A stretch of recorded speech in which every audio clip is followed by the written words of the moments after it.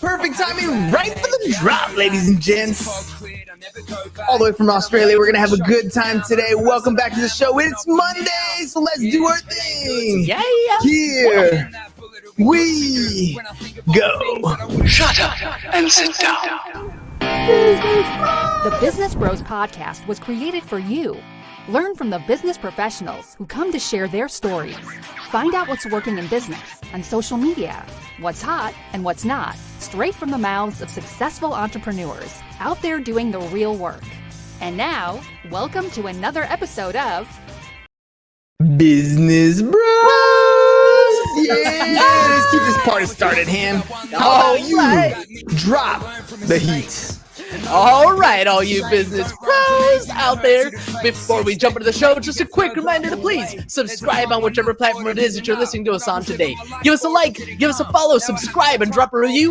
Help other like-minded business owners find value from our awesome guests while we rise up in those podcast rankings. We'll sincerely appreciate every single one of you for it. And if you want to be a guest on the show, we'd love to have you on to learn from you as well. Go to www.businessbros.biz, schedule your time, and don't forget to follow us on all our social medias at Business Bros Pod. All right, everybody, we're so excited and so honored to bring yet another incredible guest to the Business Bros Pod. Our guest today is a retail strategist and an e-commerce marketing expert who specializes in helping independent retailers grow sales and maximize profit without the burnout.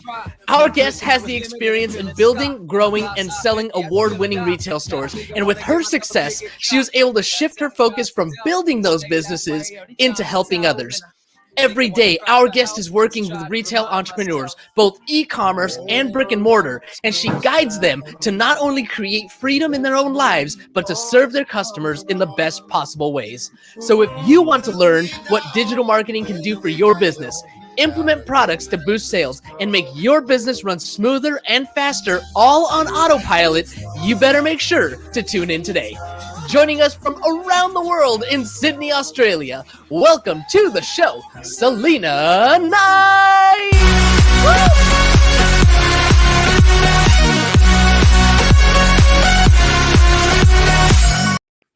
Salena, welcome to the program. Can I just say, guys, best intro ever. Between my music in the background, you guys doing it, this is my kind of energy, so I'm super excited. Yeah, that's what we're talking about. All right, Salena, well, let's jump into this thing. All the way from around the world. The funny Sydney, thing about Australia. the funny thing about that is you're able to do business from all the way around the world with anyone around the world. Tell me how'd you get into this space? I'm assuming regular retail was in your background at some point? No. Oh.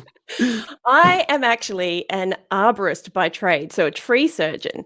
And I spent a lot of years out in the field, and I eventually moved my way up, and I was managing contracts, and it's a very male-dominated industry. So I always say that gave me my introduction to management and customer experience, because when you are cutting someone's tree down, there's a lot of emotion involved, and it's really trying to build out this win-win situation and trying to get the best outcome, but also there's a lot of dealing with people's emotions. So I always say that was like my baptism of fire. And it got to the point where I'd sort of moved up, and I was working for the state government, looking after the trees that were near power lines.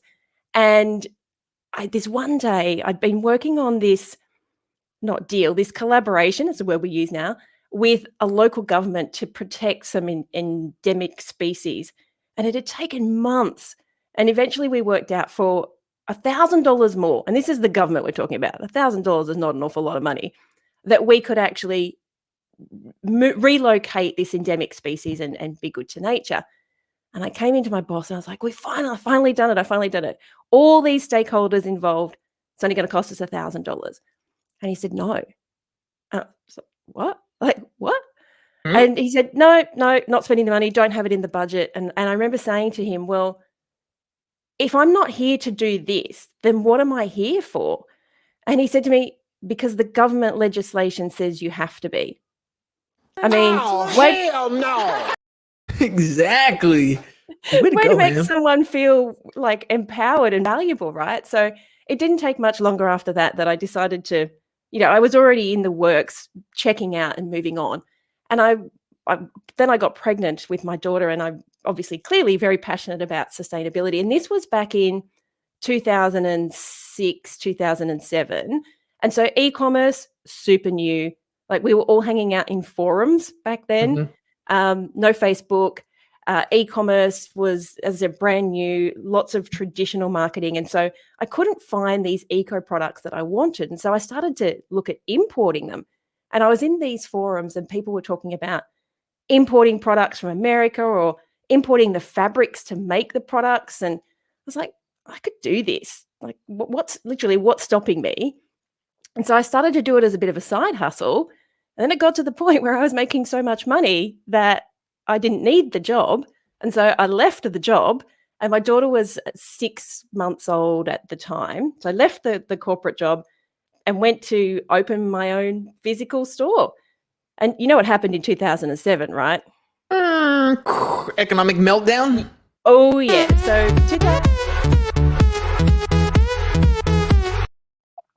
So 2007, so my daughter was born in 2008. I started the business in 2007 when I was pregnant. 2009 was when I opened the first store. 2008, 2009.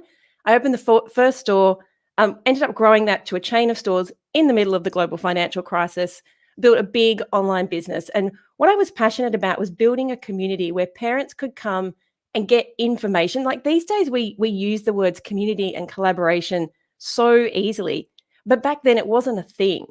And I think that was the core for our business growing, was we actually gave a crap about our customers. We really, really cared. And I remember, it wasn't all sunshine and roses. It was really, really difficult at the beginning, especially money-wise. I had a degree in business, but I didn't know anything about it. The stuff they teach you in university, not what you actually need to know to run a business. And so I threw a lot of stuff at the wall. Most of it didn't stick. And it did get to that kind of crunch period where I walked into the door. I used to always get up early and go to the shop early. And it's probably the only thing I regret. Excuse me. The only thing I regret was that I spent too much time at work when I actually didn't need to.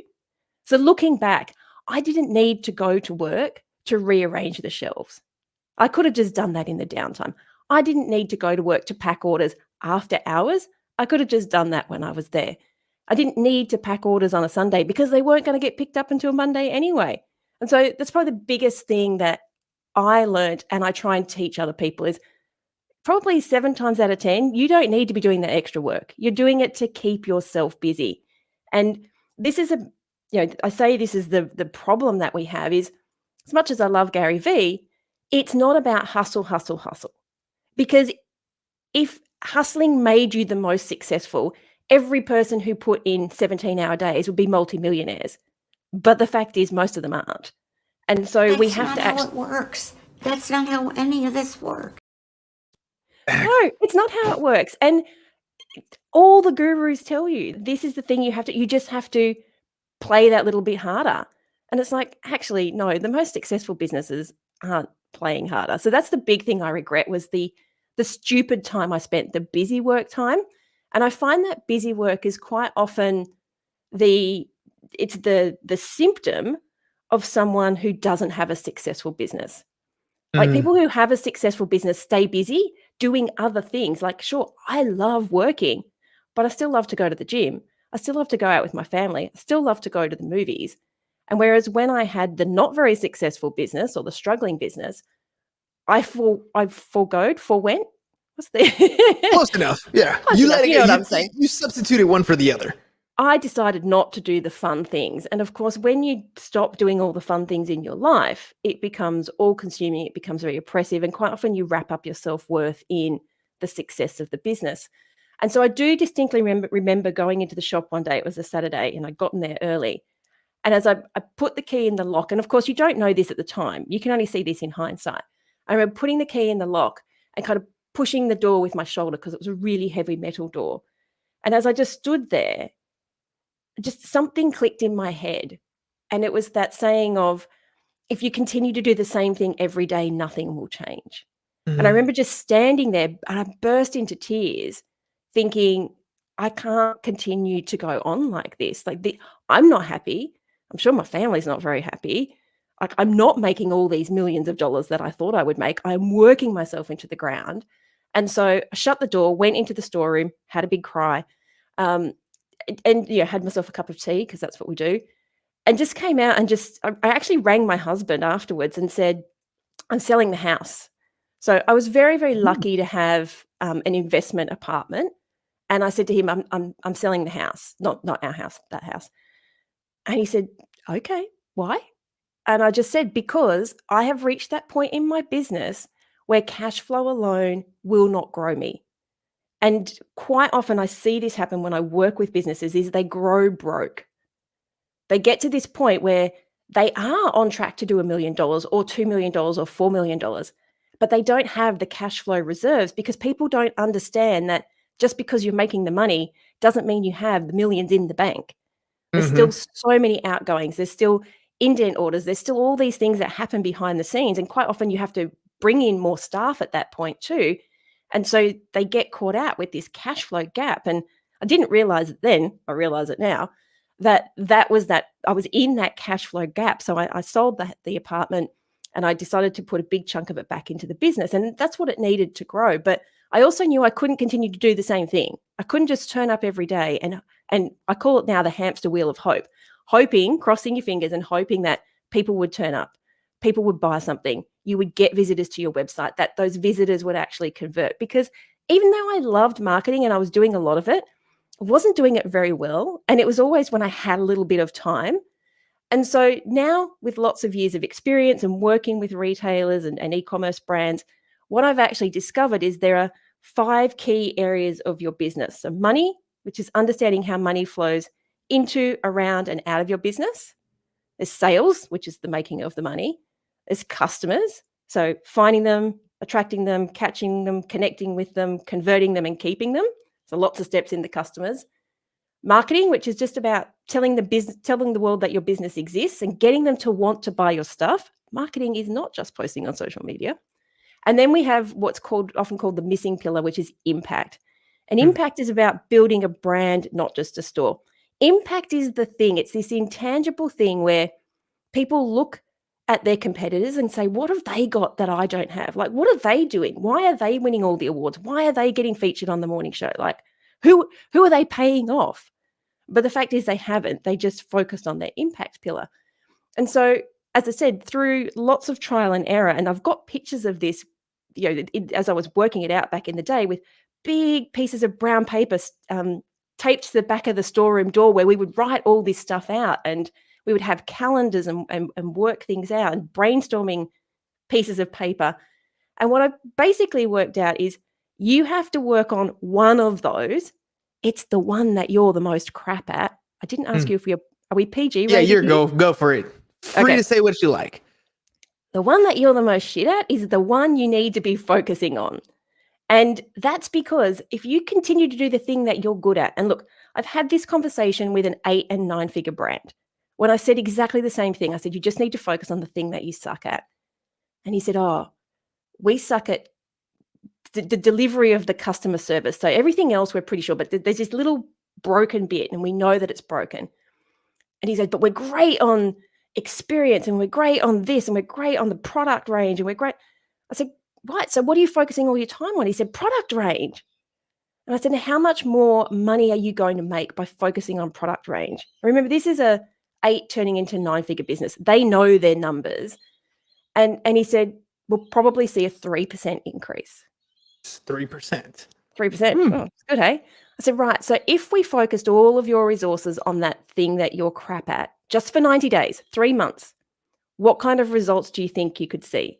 He said, oh, if we killed it in 3 months, if we made it awesome in 3 months, 30% lift. That's a huge swing. Why aren't you focusing on that? I said, hold up, wait a minute. Yeah. Because you know why? And he was the same thing. He was like, oh my God. And he went and got the CEO, and he said, you have to have this discussion. And I said it to him. And the CEO was saying, he goes, why are we not focusing on that? And the reason we don't focus on the thing that we're crap at, several reasons. One, If we're not at that level where we have loads of, we don't have a marketing manager, we don't have an e-commerce manager, and we don't have a fin manager and all that kind of stuff, we get bogged down in the busy work because the busy work is safe. The busy work is predictable. The busy work means at the end of the day, we can tick stuff off. Uploaded products to the website, check. Did some Canva videos, check. Did posted on social media, check. Fact is, you don't need to do any of that stuff. If you own the business, it's your job to direct where the business is going. It's your job to be the visionary, to know who you want to help, how you want to help, and how you're going to get there. And then you have people to do the implementation. But busy work keeps us safe. And on the flip side, again, we're swallowed up in this social media campaign of do the thing that you're good at.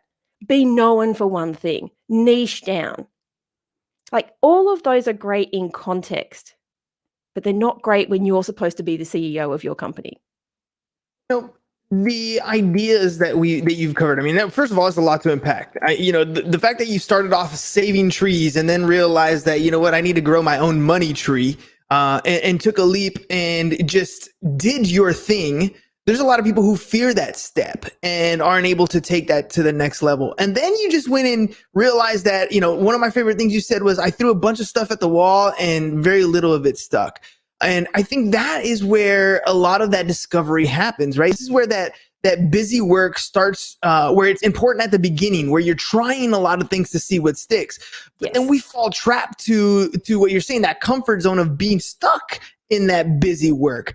Walk me through where you decided that I needed to step away from working in my business and started working on my business. Like what was that shift like? Was it, I wanted to spend more time with my daughter? Was it, it's about time that my company, I mean, you kind of, hinted on that a little bit when you sold the house and had that capital to put in.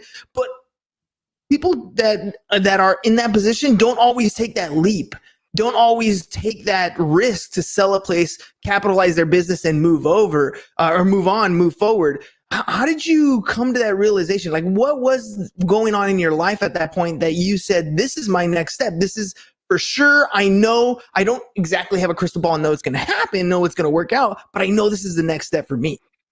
So there are two things. And the second thing I'm about to tell you, I can't actually remember the exact point in the timeline where it happened. The first one was I grew up very, very poor. Like I grew up some days not being able to go to school because we didn't have anything to put in the lunchbox. Mm-hmm. So I have always been driven to set myself up to be independent, to be financially independent. And I think I bought my first house at the age of 21, I think, my first apartment, and I learned about investing. But I did that because I worked two jobs.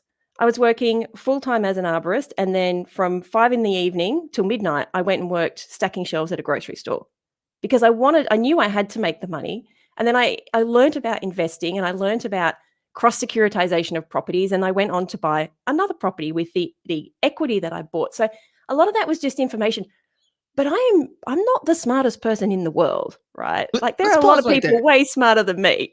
Yeah, let's pause right there though, because you mentioned Gary, and I'm a big Gary Vee fan as well, and he does talk a lot about the hustle. But I think when he talks about that hustle, he talks about it very early on in his life, where he spent a lot of that time at the liquor store building up that whole wine library thing. I think what people misunderstand is it takes work at the beginning. At the beginning, totally. When you're stuck at the 9 to 5, I mean, you had the job that didn't even want you there, but you were still doing that job. And then when you had that extra time, that's where the hustle starts, right? This is where you start to build something for yourself. But hustle's short term, right? This is what people don't understand. Hustle should always be short term. Don't let me tell you about point number 2, because it's really important. But this is what people don't understand. I am all for 3 weeks of hustling for a product launch. It just can't be all day, every day, for years. And this is where people get caught up because, like I said, they take all this stuff out of context and they hear that and they think, if I just work harder. And this is a belief that we get taught in school. When you are on a salary, the number of hours you work equals the number of dollars you get. You're on X dollars an hour. Work more hours, make more money. It doesn't work like that when it's your own business. But I want to quickly tell you point 2, because this is really important. one of the key reasons for me stepping up and being in control, because I am not an organized person by any means, is I made one of my team members cry. It's a pretty shitty feeling as a boss. And I always thought I was a really good leader boss, not just a boss. Like I was really inspired, and I am a really inspiring leader. And I remember walking into work one day, and Neely was at the counter, and she tells me now, she used to dread me coming in and saying, I was listening to a podcast on the way in. Uh-oh. Because she was like, crap, she's got this other great idea. And I did. I walked in one day and I was listening to this podcast on the way in, and I think we should do something or other. And she literally burst into tears and she said, I can't. And I said, oh, well, we could find somebody else if we need to. She said, it's not that I don't think it's a great idea, and it's not that I can't physically do it. It's that I just don't have any more hours left between working in the shop, doing the social media, all the bits and pieces that you do when you work in a store, packing orders, taking them to the post office, all that kind of stuff. There are just no more days for me, and I can't take on any more work. And she said, but I really want to. Like, I can see what we do. I love our customers. I love this community that we've built. I want to help more people, but I just can't. And that was the point where I just realized that my disorganization was affecting everybody else. And even though I was good slapping Band-Aids on things, because I am so much a done is better than perfect kind of person, it's fine when it's in my head, but you leave this just wake of destruction with your team members when you leave it all in your head. And this is what I see too often, especially this hits at about 7 figures, actually, early 7 figures, is people who own businesses have hustled. So you can hustle your way to 7 figures, right? After that, the wheels start to fall off, because exactly what you said, there is this need at the beginning for you to know how to do all the things, and you're hustling. But they get to the point where it's actually hindering rather than helping, and you have to learn to step back. But too often, retail and e-commerce store owners, and I'm sure all business owners, I just happen to work with retail and e-commerce store owners, they like to keep their fingers in all the pies. They need to know what is happening at all times. They have to sign off on everything. And they can't understand that they either need to get a 2IC, and I know that, Mark Winters, the Rocket Fuel book, if you've read it, he talks about having the visionary and the integrator, and you need these two people for a successful business. And the visionary has the ideas and potentially even the strategy and knows where they want the business to go. But the implementer takes all that and then disseminates it around the company to make sure that it's put into place. And this is where those people get stuck, because they can't hand over control.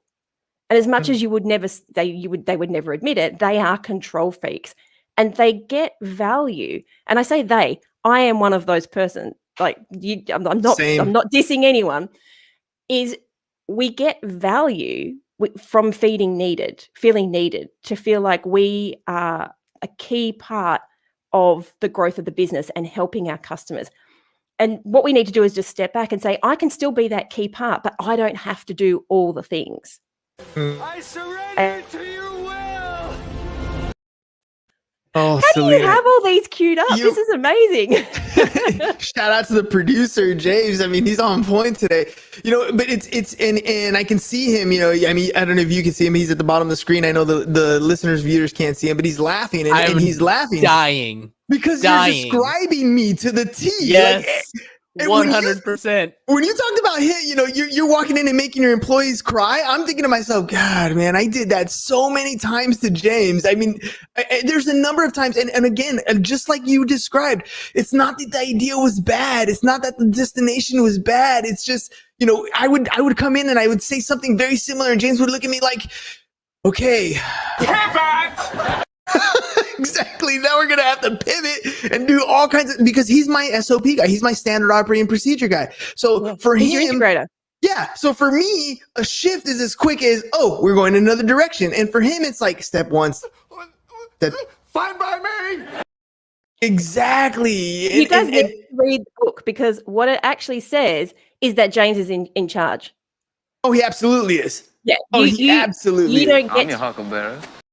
Yes, James. Yes, you are. He absolutely is. It's funny because now we're at a point where he has a lot more free time. He's put together systems and operating procedures in place. We have the staffing in place, and we're fueled for if we wanted to major growth at this point. But he has time.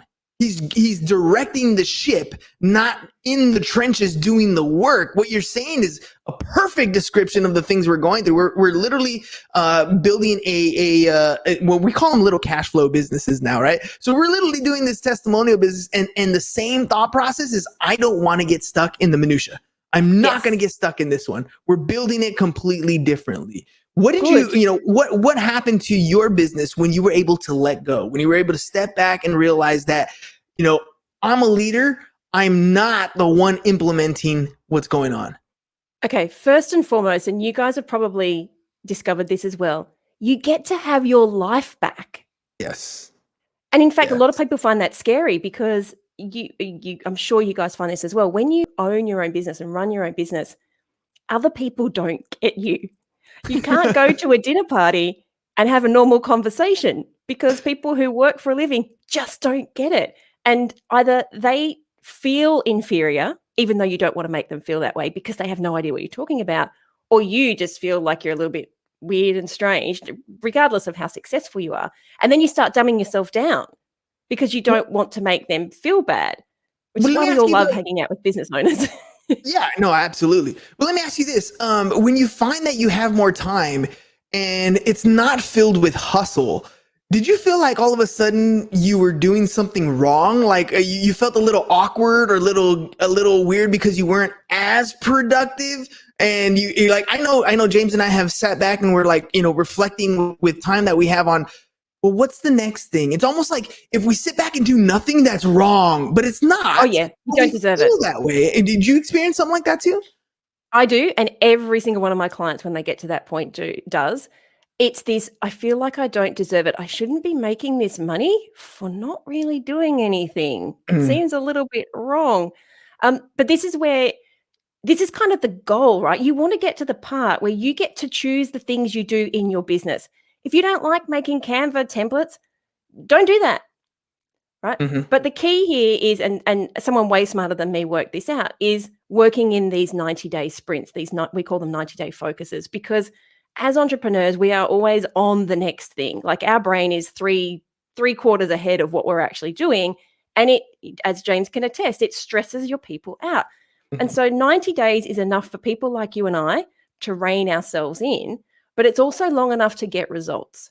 And so you can choose to roll over to another quarter focusing on the same thing. And we quite often do that with things like sales and marketing. We might roll a new quarter over, but we define new KPIs for the next quarter.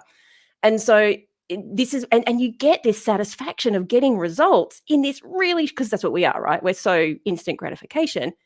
In 90 days, you just ride high to high to high, but it's also enough time that if something doesn't work, you can sit down, because the way we do it, we put a little spreadsheet for everybody my clients put a spreadsheet together and they say, this is what I want to achieve and this is my stretch goal. 9 times out of 10, they hit somewhere in between the two. And that whole writing it down and being accountable is probably one of the key drivers for people growing their business, because then everybody has this focus of where they want to get to. 300 orders in store, done, 320.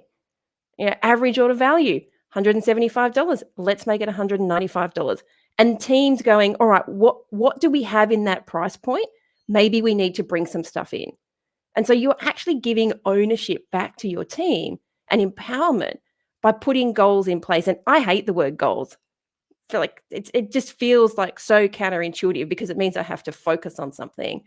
But we call them actions and results because we don't like those words, goals. So what are the results that you want? But by telling your team the results that you're trying to achieve, it actually gives them something to aim towards. They're not just kind of flip-flopping around, turning up, hoping that the stuff that they're doing is right. They might have a gazillion things in their Asana project management board, but this way they end up being able to choose, or you get to choose, or your implementer gets to choose the things that they're going to focus on. Okay. At this point, He the jumped guys have off. abandoned me, so I will What continue happened? talking. Where did he go? I totally missed that. Maybe he's gone to write some KPIs down. He probably has. Yeah. I'm just over here. I'm telling you, I'm laughing because that is me. Like, I'm the one that was always getting that end of the stick. You know, he would come to me and say, I have this great idea. And as I'm sitting here having written a bunch of SOPs, having created a bunch of systems, now all of a sudden he's changing everything on me. And yeah, I mean, it's really great for me to have gotten to this point, and I just love everything that you're saying right now, because it follows our story so well, and I love everything that you're putting out right now. It's funny that everybody thinks they're unique. I'm telling you this story because it's my story, and it's pretty much every single client of mine's story. So how Who we knew? get there is always going to be a little bit different in the journey, but there are always these key obstacles. And I find one of the things that we actually did was, you guys were asking, what happened when I got my time back? Well, this just about 3 months ago, I kind of sat down and realized we kicked nearly every goal that we had expected to kick. And I was like, oh, we're not thinking big enough. And so I sat down and we did with my creative director, we went through like a whole, as if I was a brand new client, brand strategy. So who is our customers? What do we want to do? And she managed to tease out of me that I had a lot bigger dreams. Like, I want to create doesn't exist at the moment. I want to create the first global economic state of the economy report for independent retailers. And so having these, being that visionary, and this is the things I want to be able to create. We want to impact for 50,000 independent retailers in the next 5 years, directly impact. That doesn't mean just like listen to the podcast. That means we want to get our hands into their businesses in some way, shape, or form. That's a huge number to try and hit.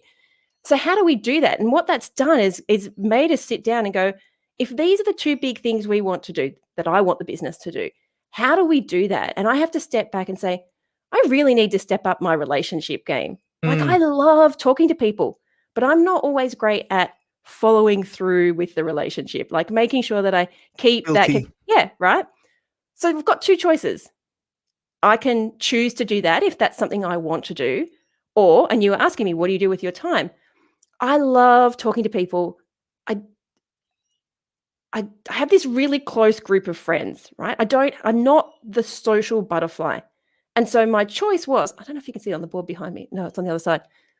We need a BDM, right? We need a business development manager or strategic partnerships manager, whatever you want to call this person. But I need someone I can hand these relationships off to when it comes down to negotiating how we're going to help their brand grow and how they're going to help my brand to grow. Because I've got it in my head and I am great at the beginning. I am awesome. I am a force to be reckoned with, especially live in person. People get caught up in my enthusiasm and my vision and they want to help. I suck at detail so badly. You know, Salena, it's funny. I feel like I was listening to myself in the mirror here. Like, all of a sudden, you know, what you talk about, the way you describe how you operate in your business, the visionary point of view, the way you deal with relationships, a lot of it, I mimic a lot of what you're doing. I feel the same way that you feel. Developing those relationships is easy for me. At the beginning, it's super fun. That's one of the best things I like doing in my day every single day. This is why we have the podcast, and this is why we do what we do. Nurturing those relationships afterwards, not as easy for me. I'm just not as good as that. It's not that you don't like the person, and it's not that you're not even prepared to put the time in. It's that people like you and I'm sure it's a lot of people listening, our brain is working on the next thing, right? So it's almost like we've got, we're on the spectrum. We're not, but it's like that. Like we're not thinking about necessarily other people's feelings. Like what we're trying to do is change the world, and we're off on the next thing. And so when you get this time back, and again, I'm at this growth period, funnily enough, selling another house, right? to put this huge chunk of money into the business and just brought on 3 new people is business development manager, strategy. We don't know what the person is, but what I know what I want them to do is I want them to take up where I left off. I want them to do the negotiating. And because this is what I'm good at. And this is where you get to in your business, where I don't want to be sitting on Canva. I want to be out meeting new people. I want to be out changing the lives of independent retailers. I want to be giving them I want to do this. I want to give Yes. them the information they need to change their lives. I'm Well, not doing that in a boardroom. Someone no, else can you're do not. that. You're absolutely not. Well, let's make sure we do that, Salena. I mean, we're running. We went a little long. I hope it wasn't bad in your schedule, but that's okay. Before we head out, you've inspired me at least to take a look at stuff and kind of reflect back on what I'm doing. If people want to reach out to you, they want to work with you, they want to ask questions, maybe talk to you a little bit. How can they find you? Okay, so not awesome at social media. Just about to hire someone to do that. Why? Because I'm too busy helping other people grow their businesses. On LinkedIn probably is the best place. You've got me, the Salena Knight, on all the socials. I hang out on LinkedIn more because sometimes there's a little bit more intelligent conversation. But probably the best place is just come and listen to the Bringing Business to Retail podcast. If that's your jam, and we talk a lot about a lot of things, not just retail and e-commerce. But if that's the kind of thing, if you like what I have to say, come and listen in. Won't cost you a cent. And if you do, salenaknight.com, lots of podcasts, strategies, downloads, sheets, all the stuff. You can find me there. And you can see how you can work with me if that seems like your thing. Sweet. I don't do the hard sell. Like, I know it's a thing that they teach you, but realistically, I always figure if you've done a really good job giving people information, they already know whether they want to work with you or not. They just generally want to know how much it is. And that's one of the things, I know we've run out of time. That's one of the things that we do on their website. You want to go to the website, you'll see how much everything we do costs. It's all there. Someone can steal it if they want to, but I've had people save up money for 2 years to work with me because they knew the price and they knew that that's what they wanted to do. So I believe that if you're great at that impact pillar and if you're good at your marketing and understanding who your customer is, then you shouldn't have to do the hard sell. Right. You're absolutely right. Bring the value. Bring you got the to put quality. the offer out there. Don't get me wrong. You've got to put the offer out there. Oh, no. You can't just think people will come to you and buy. You have to say, hey, here's the thing I'm selling. You have to make the ask. So what I'm selling now, you got to make the ask. What I'm selling now is come and listen to me on the podcast. Just take that next step. Come and listen to me on the podcast. That's all it takes. But Salena, speaking of podcasts, I mean, you have yours, you're experienced. You can tell, by the way, that you're an experienced speaker. What do you think about being on our show? What do you think of our process, our show? What was your experience like on the Business Bros? You really want me to say that? Yeah. Okay. Heads up to love the marketing at the beginning with the upsells. Like, I am the queen of upsells. So like, schmick, haven't seen that before. Probably the biggest thing was not knowing what to expect. So being an experienced person, I made sure I came on 5 minutes early, plugged it in, set up all my mic and everything. I suspect that other people who maybe aren't so experienced wouldn't know about that, and that's going to give you some lag time. So maybe, and I actually went through my emails to check to see if I had any more emails from you beforehand, and none of them went over that. And even just like, what's your favorite song? I think some people, I can have a conversation with anything about anyone. I think a lot of people might get caught out there. So maybe just adding another 1 or 2 emails into your automation sequence that says, this is how it runs. We're really fun. If you haven't seen us yet, we're really fun. We'll throw in a couple of curveballs with our sound effects and stuff like that. This is the end. Like, we're really high energy. How have you gone with before with people who are not high energy? You know what? The greatest thing I think is when I come high energy, when the energy is high from the host, they tend to step up as well. Good. Right. And I think having the live caption part of it, it's also everybody feels like they have to step up a little bit. I've had people who are like, I'm really introverted. This is not really my thing, but you helped me feel much more comfortable about this. And I had much more energy during the show. And then every once in a while, you have those people who just, you ask them an open-ended question, they give you a yes or no answer. And then as a host, you just kind of have to learn to conversate through these things. I mean, you've done that before, I'm sure. Oh, off mic, I'll tell you about that. Can we ask James to please spell my name right, though, down the bottom? It's S-A-L. Oh, there you go. S-A-L. Yes. S-A-L-E-N. That's it. E-N-A. There you go. There we go. Cool. So that was probably the only thing, is maybe just 1 or 2 emails beforehand, just saying what people what to expect. But I love the concept of the upsell. Like, guys, that's like hands down best thing. What's your conversion rate? Totally not e-commerce marketer. Yeah. It's not very good, to be honest. It's not one of the greatest things, but we've been thinking about switching the order and the way we do things as well. So sometimes it's, once a guest is already booked, once you've entered your information, you're more likely to go on to an upsell. So we're thinking about rearranging the way things go. Yeah. But Post-purchase upsell. Yes, exactly. And I'd also step out what you get. So you guys kind of had a list of things, but I would have on that I do post-purchase upsell when someone does a freebie download. We sell a workbook. I do a little video. So you could do a video or just lay out exactly what people are going to get. So you kind of listed it out, but some people are visual. And so, here are 3 examples of the clips that we'd give you. Here's the copy of, a transcript, what a transcript looks like. Here's 3 social media posts, just so people can get a really good idea, because I looked at it 10 minutes before I came on the podcast and I was like, oh, look, that's an awesome idea. Yeah, I don't have time to look at that. So, and we have our own in-house person, but yeah. Yeah. Well, of course, that's what you're doing. Right. No, well, thank you very much for the feedback. I mean, it's literally what we're doing. What we're focusing our attention on right now mostly is the testimonial business. It's the quality of your customers, the good job that you're already doing as a retailer or any type of professional. We want your customers to talk about you. That's the key, suck at right? that. You suck at that? I suck at getting testimonials.